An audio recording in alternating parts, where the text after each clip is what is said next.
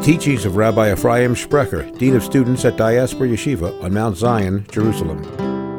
It's just amazing how the Haftorah always speaks to current events. It's just amazing. This week's Haftorah, Rani Akara, single barren woman. Who's the barren woman? Jerusalem. You are barren should sing. Why is Jerusalem called a barren woman? For 2,000 years. But now, Baruch Hashem, the barrenness is over and we're back. But what does it mean on our level? What does it got to do with the month of Elul? Rani Akara.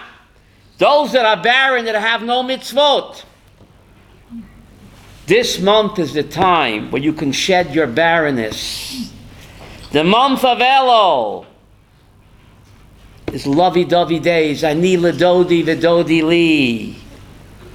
Hashem loves all of us. So even though we were akara all year we were barren with no mitzvot, says the prophet, this week's Haftorah, don't worry.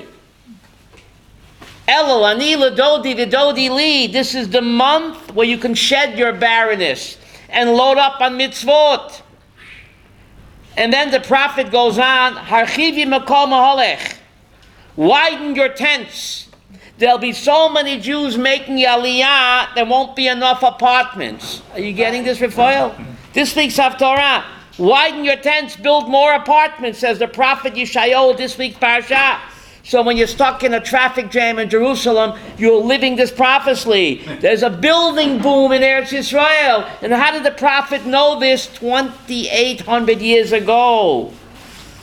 You know, the national bird of Israel is what? The building crane. The building crane. So the prophet is saying, widen your tents, build more apartments, there won't be enough. Wherever you go in Israel, there's a building boom. And Yeshayahu predicted it 2,800 years ago. But he starts off the Haftorah, shed your barrenness by doing mitzvot. And therefore, this week's Parsha is the granddaddy of all mitzvot. Parshat Teitzei has more mitzvot than any other parsha of the Torah. There are 54 parshas of the Torah. This is the kingfish of all parshas as far as mitzvahs. How many? Ayin Dalid. 74 mitzvahs. Ayin Dalid is Ed. When we do a mitzvah, we testify that we have a unique relationship with HaKadosh Baruch Hu that no one else has. So why is this parsha in the middle of Elul, why is it more mitzvahs than any other? Kawinky dinky? Ki teitzei when you go to war against your enemy, says Chaim HaKadosh, who is the enemy? The Yetzer Hara within us. I've seen the enemy and they are us. When you go to war against your enemy, says the Chaim HaKadosh, who is the enemy? The Yetzer Hara. What is the ammunition? Mitzvot. So the parsha that tells us to go to war against our eternal enemy, the Yetzer Hara, is the parsha that contains the most mitzvot. No coincidence. Because how do you go to war against your eternal enemy? What are the bullets and the ammo you use? Mitzvot. Keep piling on those mitzvahs. That's how you shed your akara, your barrenness. That's how it ties in beautifully with what? With the Haftorah. By piling on mitzvahs, you're no longer barren. And that's the ammunition you use to fight the eternal enemy of what? Inside of us.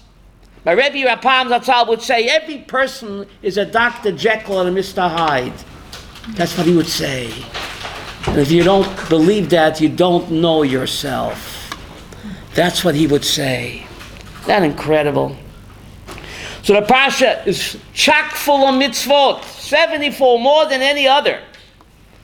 And the Torah commands us, one of the mitzvahs in the Parsha is to return a lost object. Thank you, Connie. To return a lost object. The person loses something, there's a positive mitzvah to what? To return it. Hashavas Aveidah. So we're going to make a Kal V'chomer. Madach, there's a mitzvah to return a physical lost object to a fellow Jew. How much is it more chashuv to return? His spiritual heritage that he lost. So every time you make a Baal Tshuva, you're doing the mitzvah of returning what? A person's heritage, his neshama. That's pretty incredible. In this week's Parshat.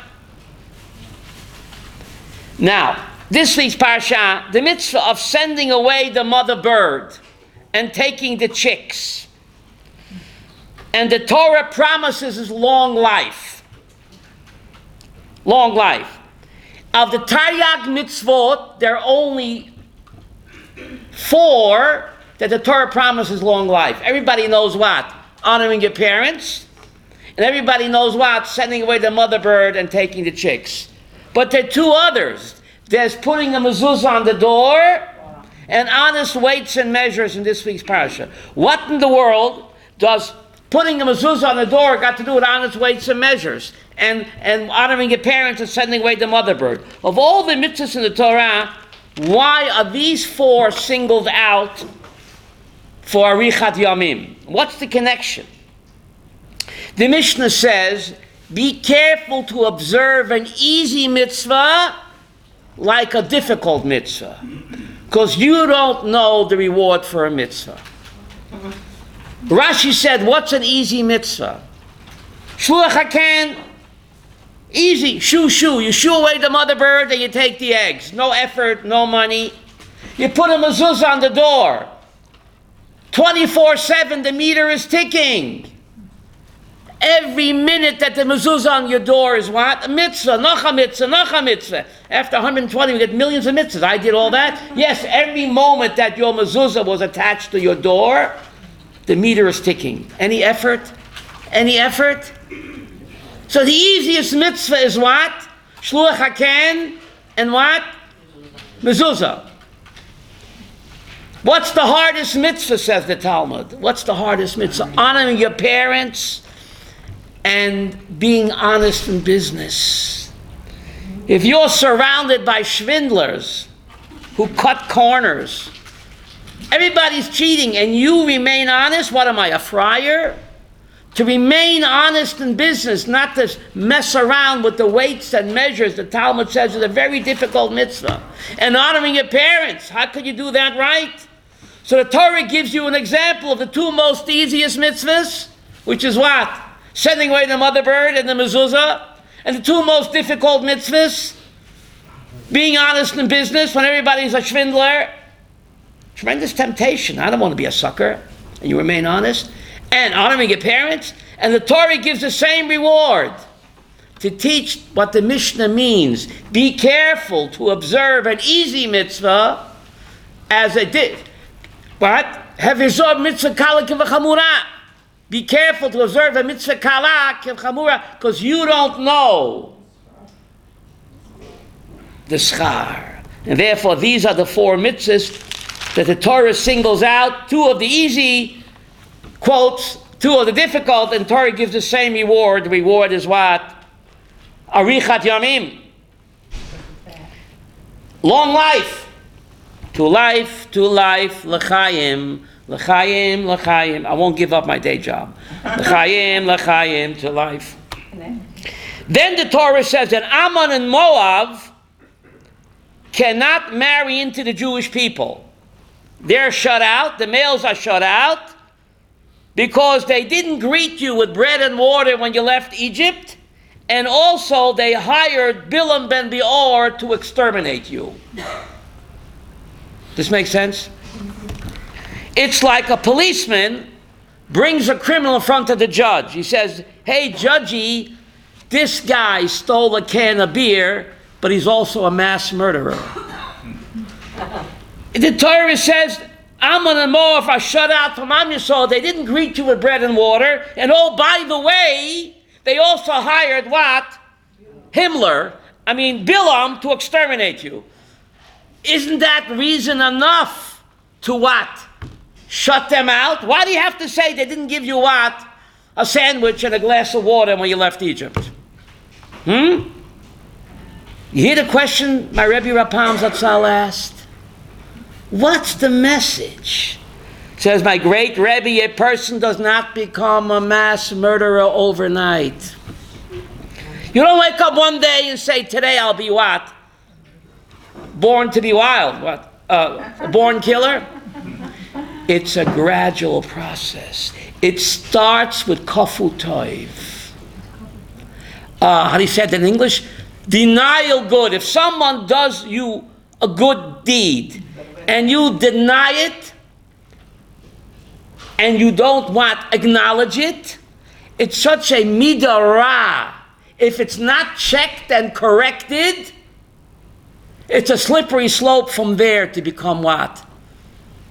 A murderer. Ammon and Moab didn't one day wake up and say, we're going to hire Bilam to curse and wipe out the Jews. It started with ingratitude. That's the better word. Ingratitude. Ammon and Moab owed us. Who does Ammon and Moab come from? Lot. Who does Lot owe his survival to? Uncle Abraham, our father. Our father saved your father. You owe your existence to us. The least you can do when we left Egypt hungry and tired, give us what? A glaze of lavasa with a sandwich. But no. Ingratitude, denying that someone does you good, is such a midah ra. If it's not corrected, it can lead to hiring Bilam to wipe you out. What a musar haskel. What a musar haskel. Isn't that incredible? Unbelievable.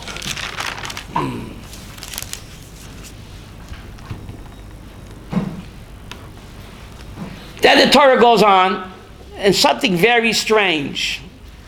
Devarim 23:18, Lo yitia Kedusha b'bnos Yisrael. There should not be a Kedusha among the Jewish women. What's a Kedusha? Says Rashi, mufkeret umukudeshet liznut.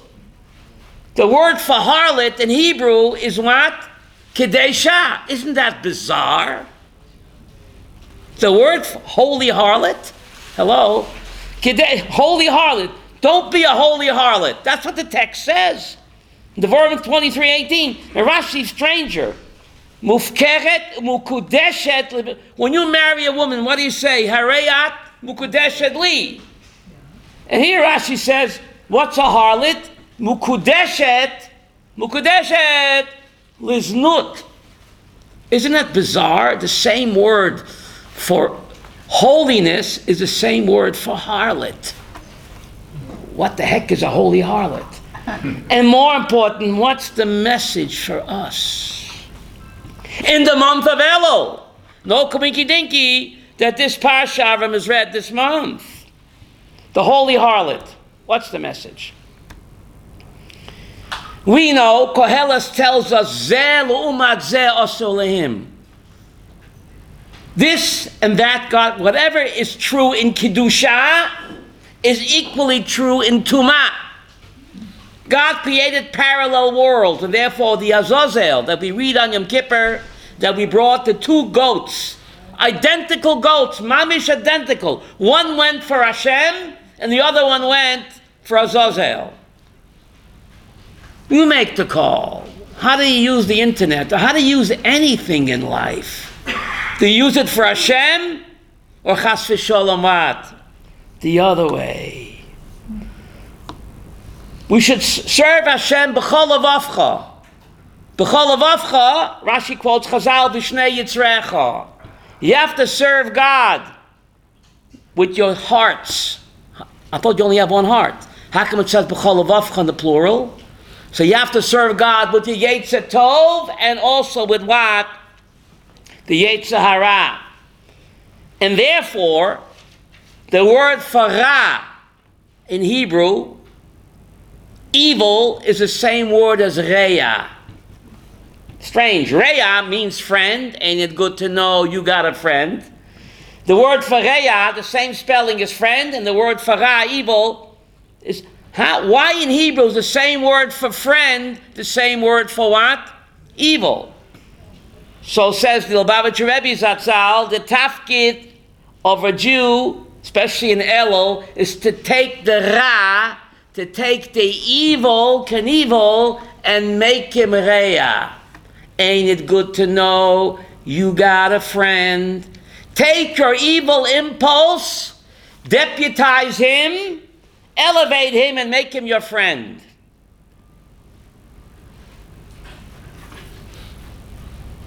The sex act, the marital act, it's the first mitzvah in the Torah. You can use it for Kedusha if it's done the right way in holy matrimony. But that same act becomes a terrible sin if it's done outside of marriage. Mukudeshet. Mukudeshet means dedicated. You could be dedicated to Kedusha, or chas v'sholom, you could be dedicated to Tumah. The same act, we have to decide how to use the marital act or anything in life. Internet, whatever's out there, can be elevated to Kedusha or chas v'sholom used for Tumah. The Eitz Hadas Tov V'Ra, the tree of knowledge, is it good or is it evil? The sex act, is it good or is it evil? We decide how to use it. In marriage, it's the highest Kedusha, the first mitzvah in the Torah. But that same act, if it's done outside of marriage, is Tumah. Koheles, Zel Umat Zel Shalahim. Koheles says, God created the forces of Kedusha and the forces of Tumah, and there's a constant what? War between them. When the going gets tough, the tough get going. Mukudeshet. Mukudeshet. For Kedusha, chas v'sholom mukudeshet leznut lo yaleinu. We have to decide. We have to decide how to use anything in life. Any impulse, any act can be elevated to Kedusha or chas v'sholom go the other way. You make the call. Watch the NFL, you make the call. That's the message and why this parsha is read when? In Elul. Kedusha. Pretty incredible, huh? Pretty amazing. Now, in this week's parsha, so many mitzvahs. When you get married, the Torah says, V'simach et ishto. You must make your wife happy. There's a positive mitzvah in the Torah. V'simach et ishto. You must make your wife happy. The Torah is teaching a husband cannot feel true joy unless he gives joy to his wife. Should I repeat that? V'simach et ishto. You can look it up. Devarim 23, Pasuk 5. V'simach et ishto. The job of a husband is to give simcha to his wife. Because a person cannot feel true simcha unless he gives simcha to his better half. And therefore getting married, Avram, is the first mitzvah in the Torah. Now the text doesn't say she must give him joy. I'm a text man. The text doesn't say that she has to give him joy. There's a mitzvah on the husband to give the wife joy. This week's parsha. What an amazing parsha. Chock full of what? Chock full of mitzvot. And then there's a strange mitzvah. Remember what Hashem your God did to Miriam on the road when you left Egypt. It's incredible that this language, in the end of the parsha, remember what Amalek did to you on the road when you left Egypt. Why does the Torah use the same identical language, what Miriam did to what Amalek did?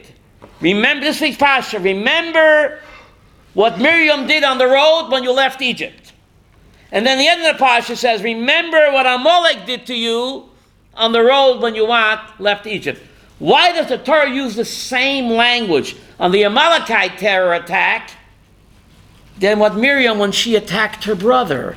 The same exact language. On the road, on the long and winding road of life, be careful not to commit the Amalekite terror attack, but be careful not to commit what Miriam did. When you speak Lashon Hara, you are causing spiritual terror to the person you spoke about. So the same language. Beware, remember of the Amalekite attack on the road of life. Don't harm someone physically, terrorize them physically like Amalek. But there's another type of terror. When you badmouth someone, Lashon Hara, like Miriam did to her brother, that's a spiritual type of terrorism. Don't do that either. And therefore the Torah uses the same language by the Amalekite terror attack and when Miriam attacked her brother. Killing me softly with words. Killing me softly with words. Even in English it's called character assassination. That's a form of terror, spiritual terror. Don't do either. But every day we remember what Miriam did to us. Enough already. For the last 3,330 years, Miriam paid a terrible price for what she did. She did tshuva. So how come every morning after Aleinu, we have to, one of the Sheish Sechirot, we have to remember what Miriam did? She spoke against her brother. She terrorized him spiritually. Genug, how do you say? Must speak. Yeah. She did tshuva. And what's even stranger, the Rambam tells us that it's a terrible sin to remind about tshuva of his what? Past mistakes. Miriam paid dearly for that error, and she did tshuva. So how come every morning, in every Parshas Teitzei, we have to read again, remember what Miriam did to her brother? What is the message? And to make this kasha stronger, the Torah says after Miriam spoke Lashon Hara, God appeared to her pitom. Ma pitom. God appeared to her suddenly. Why do we need to know that God appeared to her suddenly? Says Rabbi Bachai, not to give her a chance to do tshuva. Ooh. So God appeared to her suddenly, zam, whap, you are what? A leper. Because not to give her an opportunity to do tshuva. What's going on over here? Is that bizarre? This week's Parsha. Beinu B'chai says. So the answer is as follows. When are you not allowed to remind about tshuva of his past avera, says Rambam, kidei levaishoi, in order to shame him. How do you say that in English? To shame him, to embarrass him, humiliate him, is a terrible sin. But when you want to applaud him or her, bravo, then there's no sin at all. Then what? You did the sin? My, have you grown. My, I'm proud of you. You've come a long way, baby. What am I talking about?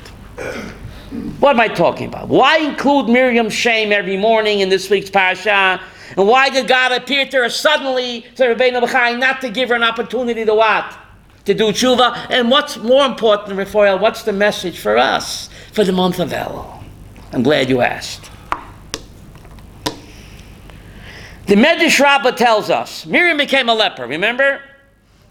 The Medrash Rabbah says, Kol nigoyim royeh, chutz v'nega atzmai. A Kohen, the only way a person can become tohor from a nega is when the Kohen examines the boo-boo and he says what? Tohor. Otherwise the person is condemned for life. Please hear me well. So the Medrash Rabbah tells us that a Kohen can examine everybody's nega except his own nega and his relative's nega he can't examine. Kohen, if he has a boo-boo, he cannot examine it, and he can't examine what? A relative. It has to be someone, not a relative. Miriam had a big problem here. What was the problem?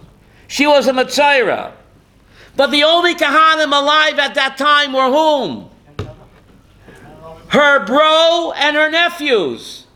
She has a, what's it called, catch-22, or what's it called? She got a terrible dilemma, Miriam does. Because the halacha is that a relative cannot examine another relative's boo-boo. And the only kahanim in the world at the time, there were only Aaron and her nephews, her bro and her nephews. That means, according to the way we understand it, Miriam was what? Stuck forever. Condemned forever. But she never gave up hope. She said, God, I trust in you. In God we trust. All others pay cash. God, I trust you. You'll find a solution for my dilemma. I never give up hope. And therefore, we read Psalm 27 this whole month. Kaveh el Hashem, chazak v'yamad tzibecha, v'kaveh el Hashem. Why do we read this in the month of Elul? Because Elul is all about what? When the situation looks hopeless, we have so many sins. Our bank balance of good deeds and bad deeds is frightening. The situation looks what? Hopeless. Kaveh el Hashem, read Psalm 27 3 times a day. Situation looks hopeless, like for Miriam, but a Jew never gives up hope. God, I trust in you. Kaveh el Hashem, and again, Kaveh el Hashem. When the situation looks hopeless, like our situation, Rosh Hashanah is coming up, are we ready? Miriam taught us, my situation looked hopeless. There's no Kohen on earth that can purify me. But God, I know you will come up with a solution. Says the Medrash Rabbah, you're sitting down. Miro nega Miriam. Ein korev roya nagoyim. The halacha is that what? That a relative cannot examine and purify what? A relative's nega. Omer HaKadosh Baruch Hu. Ani Kohen. Vani metahera. My daughter Miriam. God says, Kavyochel, I'm a Kohen. And we're not physically related, right? We're spiritually related to God, not physically. That's the wrong religion. God says, I'm a Kohen, and I will purify you. And kachava. Yiddish Avraham? Kachava. Kodesh Baruch Hu is the one that Vani metahera.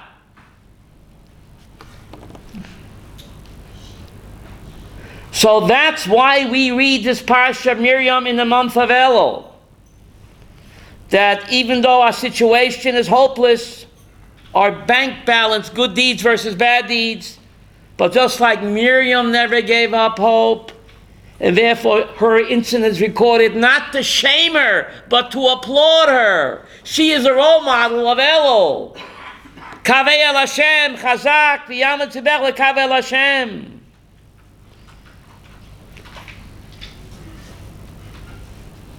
Keep hope alive. And therefore we read Psalm 27. And that's the last verse in Psalm 27. Kaveh el Hashem, keep hope alive. Emunah, tikva, emunah. It's a praise for Miriam. Don't despair, hang in there. Who taught us that? Miriam. Never give up hope. The Talmud in the Shabbos says, after 120, one of the first questions that God will ask us, asakta ba'emunah. So everybody translate that. Were you faithful in business, right? Asakta ba'emunah. But let's say I never owned a candy store. I never had a business. So how could God ask every person asakta ba'emunah? That's good for a businessman. But a guy that never had a business in his life and he never dealt with the public, how could he answer asakta ba'emunah? Hear the question on the table? Asakta ba'emunah has another meaning. Asakta ba'emunah. Were you busy in believing in God? that no matter how hopeless the situation is, you never gave up hope. That's a sakta b'emunah. Was your business, even though you're a peddler, you were working, you never had a store, or you never dealt in business, a sakta b'emunah. Were you occupied in trusting God, in believing that the Kodesh Baruch Hu will never let you down? No matter how the situation looks hopeless, God is always there for us. Asakta b'emunah. You're having a bad hair day. Asakta b'emunah. Do you believe that you had a bad hair day? Or do you asakta b'emunah? That whatever happens to you in life, the good and the better, it's all Him. Did you really believe that? If you believe that, you got it made in the shade after 120. Asakta b'emunah. Whatever happens to you in life, the good and the not so good, do you have a emunah that a Kodesh Baruch Hu what? Is in charge? Kodesh Baruch Hu is in charge. Whatever happens to us, people shame us, disappoint us, it's all emunah that no one can harm a hair of your head unless HaKadosh Baruch Hu allowed it or ordained it. That's a sakta b'emunah. That the big boss got it under control. Oh. And that's what the month of Elul is what? The month of Elul is all about. The month of Elul is all about. That's pretty amazing. There's so many mitzvahs in this week's Parshat. Biyomo titen scharo. There's so many mitzvahs laying in the gutter. All you've got to do is what? Pick it up. This is mitzvah month. To attack the Teitzei, your enemy within. He's us. The mitzvah. That's why you read Parshat Teitzei, to attack the Teitzei. Keep piling on mitzvot.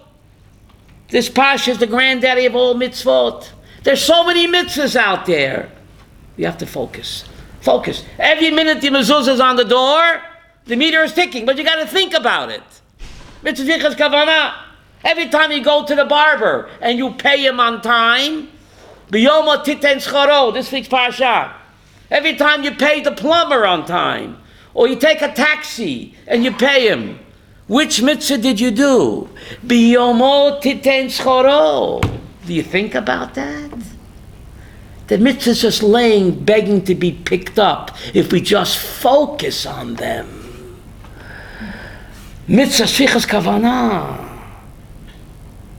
B'yomo titen scharo. Pay the barber, the butcher, the baker, the candlestick maker. When you pay him on time and you don't stiff him, you're doing b'yomo titen scharo. A mitzvah. You're piling on the mitzvot. If you think and focus about them, that's pretty incredible. So many mitzvot. So many mitzvot. What the Torah says over here.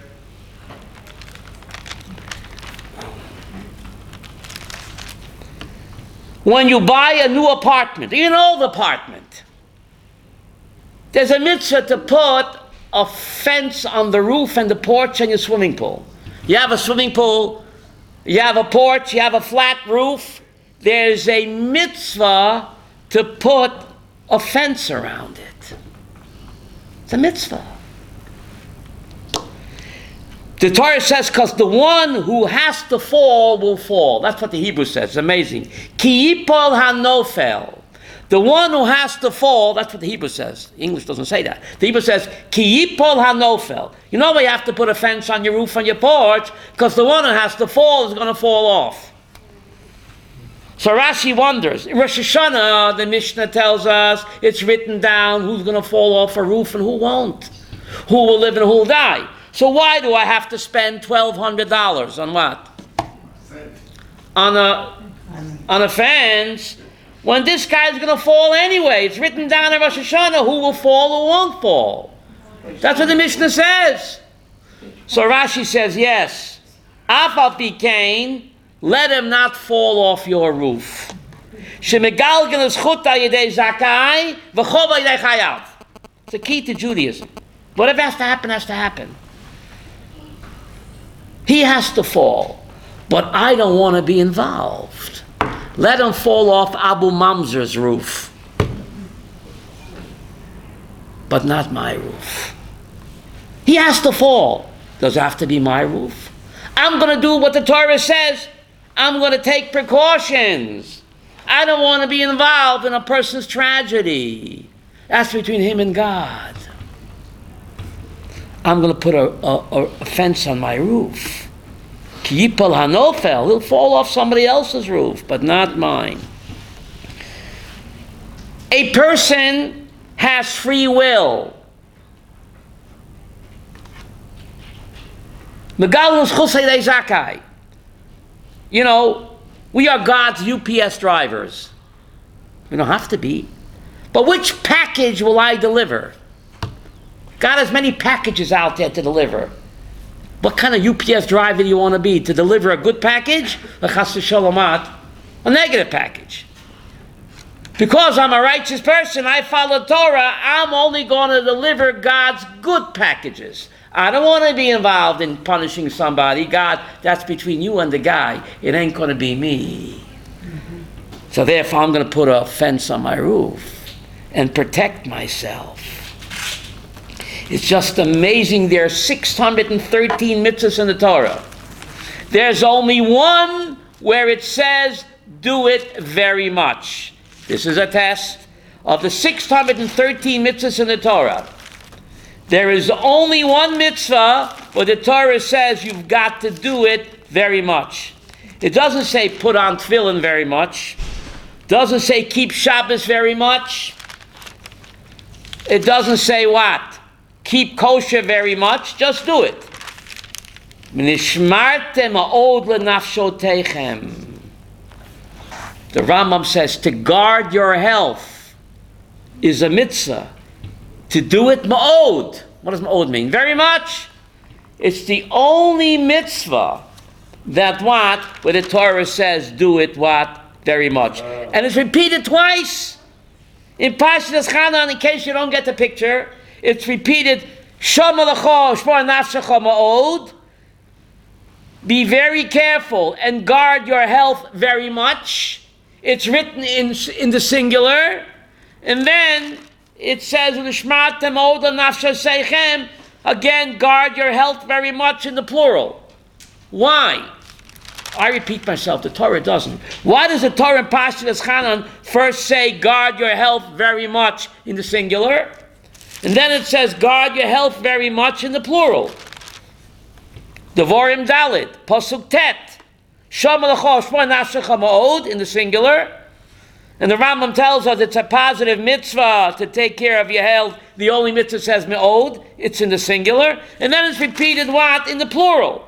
Guard your health very much. Why? It's not enough just to guard your own health. Make sure you don't affect somebody else with secondhand smoke. Oh, so therefore it's written in the singular, guard your health, in the plural. Don't just guard your health, make sure you don't harm and affect other people. People have a cold and they cough. And they come to shul to learn. What are you doing? Stay home. Rabbi Yosef says, what are you doing? You want to be a tzaddik? You can't stop coughing? Stay home. You think you're doing a mitzvah? You're infecting others. You're transgressing a positive mitzvah. But you have to stop and think. Stop and think. Ben Adam lechavero, derech eretz kodma laTorah. Told you a story, I think the other week. This person was giving a drasha in the days of the Chazon Ish. And everybody else had davened mincha. And the drasha went on long. And this guy, one of the guys attending the drasha, didn't daven mincha. But everybody else did. So he walked out in the middle of the drasha because he had to go daven mincha. Then he felt guilty because the speaker looked at him. You know the story. This guy was giving a long drasha, the Rabbi Abraham, and the president of the shul walked out in the middle. So the president afterwards was, the rabbi was upset. After he said, listen, why'd you walk out in the middle of my drasha? You're the president of the shul, you embarrassed me. Says, Rabbi, I'll tell you why. Tell you the truth, I walked out. I had no choice, I needed a haircut. You needed a haircut, so the rabbi said to the president, why didn't you take a haircut before my lecture? He says, Rabbi, before your drasha, I did not need a haircut. Didn't need a haircut before your drasha. Now I need a haircut. So the man felt guilty. He went to the Chazon Ish, Bnei Brak. He said, Rabbi, to do the right thing. I didn't have mincha, all the other guys did. I walked out in the middle, and I saw the guy looked at me. He said, you did the wrong thing. Miss mincha, Chazon Ish, Haredi, super Haredi. Don't embarrass someone. You walk out in the middle of a lecture, you're shaming him. You think God wants your mincha on Yenim's plates? How do you say that in English? You want mincha on someone else's shoulders? He said, you should have missed mincha. But don't walk out in the middle. Derech Eretz Kodma LaTorah. That's the message of this Parsha and Elul. For more of Rabbi Sprecher's teachings, visit rabbisprecher.com.